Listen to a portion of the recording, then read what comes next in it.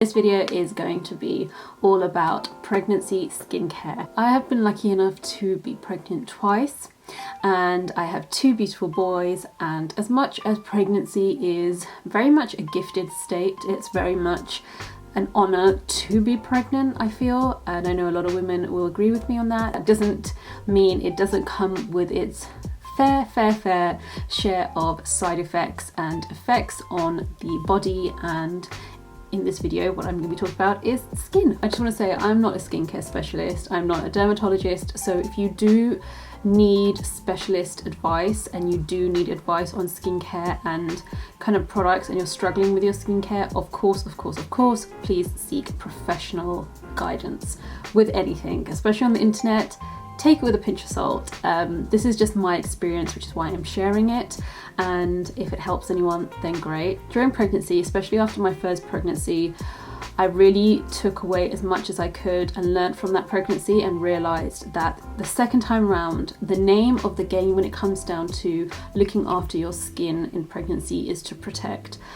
I honestly feel like pregnancy is not the time to be trying out new things. It's not the time to be starting ingredients. You don't know how your skin is going to react to these ingredients on a normal day, let alone during pregnancy when, you know, there's so much going on with your body. Your body, not compromised, but it's got other things going on. Its priorities and sensors are doing all sorts of other things. You know, it has essentially kind of a foreign body. You're carrying a baby. It's so many changes that are happening, you know, by the second in your body. So I feel like trying new ingredients that your skin is not used to, it's not the best time to be starting. I would definitely wait kind of post baby, at least a few months even then after baby, which is what I did with my skincare routine. But I'll talk about my postpartum skincare routine in another video. Your skin is going through so many changes like the rest of your body, and I don't know about you guys, but when I go through anything, whether it's stress related, hormone related, whatever it may be, food related, my skin is the first place to show any signs of changes within my body. So I just wanted to touch on just some of the experiences that I had with pregnancy skincare. The first one was I guess what you call pigmentation or melasma. These are kind of dark spots. They start off, well, they did for me anyway, and I probably skin of color, it'll be similar, which is they started off as kind of brown spots, almost as if I had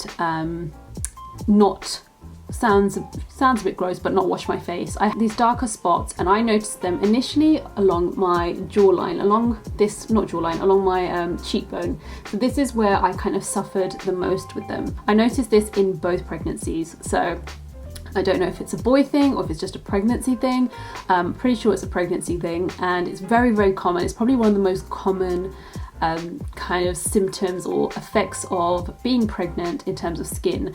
Everyone talks about this glowing, you know, skin, and you do get that, I feel like, for a period. I feel like you kind of get that towards the end.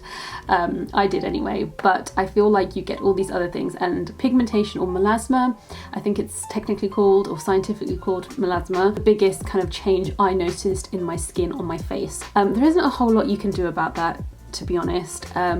What you can do is stop it from getting worse. So this is where protecting your skin comes into it. You want to protect your skin, and the only way to protect your skin, in all honesty, two ways, is to moisturize it and keep it nice and soft and supple, but also to protect it against harmful rays, UV rays. Before you reach for bio oil and stretch mark oil and anything else, grab your SPF, and this goes for all year round. I wear SPF religiously. Even today, I'm indoors, I'm in front of my laptop, I'm not really outdoors at all, still will wear SPF. You guys know I am just an SPF advocate because I have seen the biggest difference, and I've seen how much damage I have already done with not even sun worshipping, but just being negligent with my skincare in my late teens. So yeah, SPF, especially during pregnancy. If there's nothing else you can muster the energy to do in the morning, brush your teeth, put on some SPF and moisturizer. An example of an SPF that I currently have, this is the Helio 360 Fluid Cream SPF 50. SPF 50 is now my minimum. I mean, I do have some SPF 30 products, but most of the time I kind of reach for my SPF 50. The sun will literally multiply that pigmentation by 100, and I definitely noticed a difference by being religious with my SPF. So SPF is definitely a must. During my pregnancy, I pretty much stayed clear of any active ingredients. I stayed away from any retinol, retinoid, vitamin A. I just kept my skincare very basic. Now this doesn't mean natural, just very basic. So I honestly find that with natural skincare products, for me at least, a lot of them include essential oils or natural fragrances, and we kind of think, okay, well, I'm pregnant, so let me go down that natural road. And I even did that with my deodorant, but my skin didn't react to it well. My skin just was like, why do we have essential oils? Why are you putting lavender under my arm, on your armpits? And it actually reacted, and it caused actually some pigmentation issues. With things like acids and retinols and retinoids, there isn't obviously enough research on them with some of these ingredients. So I just, instead of stressing myself out during pregnancy when there is enough kind of stress going on and enough unknowns in pregnancy, I kept my skincare very, very simple. I moisturized, I cleansed, I moisturized, I put SPF, I cleansed again in the evening, and I put on a moisturizer. If I wanted to put on a facial oil, I would do that, but to make sure that it didn't have anything like any retinols in it. I didn't use any anti-aging products during my pregnancy at all, and I actually didn't really notice that much of a difference either in my skin. Number two, the second kind of skincare concern that I noticed in my skin, which is ridiculously dry, flaky skin, almost to the point that at one point behind my ear in my first pregnancy, I'm pretty sure I started to get eczema. Now obviously this depends on the severity of your eczema or dry skin. For me, during pregnancy, especially the second time round, I was able to really keep things, like I said, your main aim during pregnancy with skincare is just to protect, it's just to look after and nourish yourself and your skin. And for me, I reach for products like really simple moisturizers. This is the Bobbi Brown Vitamin Enriched Face Base. It's a very comforting, I think, shea butter based moisturizer. It's very, very very, very comforting. It really kind of hydrates, moisturizes and comforts the skin. I think during pregnancy, your skin just, one minute it's like you're breaking out, the next minute it's super dry and tight, and you just feel like you just need all the oils on there. I would suggest during pregnancy to go for fragrance free if you can. Now during non-pregnancy times, I tend to just go with whatever skincare really suits me. I'm not too bothered about fragrance. If I can get it without fragrance, I will, only because my skin can be a little bit sensitive, but honestly, I kind of like my scents in skincare. I know everyone goes crazy for fragrance in skincare and hates it, but I honestly don't mind it. That's just my personal preference and what I've noticed from my skincare. But this is another really good moisturizing lotion as well. This is the CeraVe. CeraVe do one of the best ranges if you really want to strip back and simplify your skincare for any reason, but especially during pregnancy. CeraVe, amazing. If you're wearing SPF, you want to be taking off your skincare. Do not make the mistakes that I've made in the past and leave your SPF on. In time, it will just do more damage to your skin. So you really want to take off your SPF. So during pregnancy, I normally go for hydrating cleansers anyway, but in pregnancy, I really went for the thicker balm-like cleansers. So here's an example of one. This isn't actually one I used. I used the Elemis Pro Collagen one, but this is an example of a really hydrating, this is the Drunk Elephant Makeup Melting Butter Cleanser. It literally feels like you're rubbing ghee on your face.